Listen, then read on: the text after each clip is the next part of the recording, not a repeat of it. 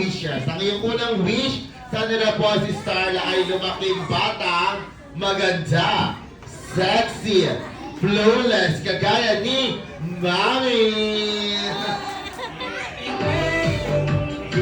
And then, ang pangalawang wish, sana na po si Starla ay lumaking bata, madasalin at may pananalig sa Diyos.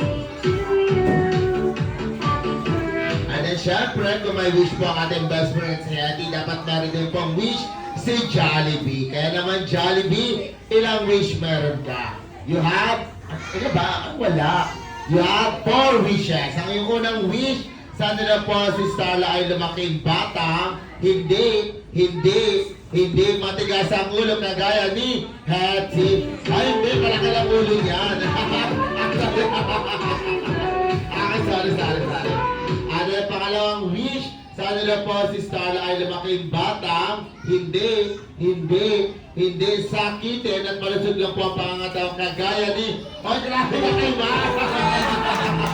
Ang sarap na ugali mo. Sumano ugali mo. Ang kaya pangatlong wish, sana na po si Starla ay lumaking bata, madami daw pong pera at magbigay din siya ng kapong kagaya ni Mama.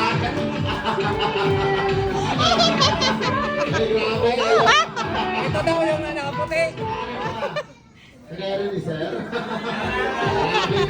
Dami ng pera yan.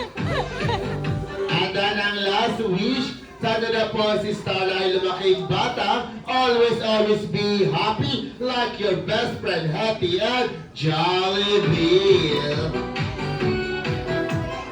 And then syempre, kung meron pong wish ang ating best friend na si Hetty and Jollibee, dapat meron din pong wish si Daddy kasi nag-wish na po si Mami. Nainitan siya.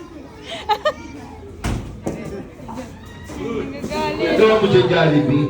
Jollibee Part 2.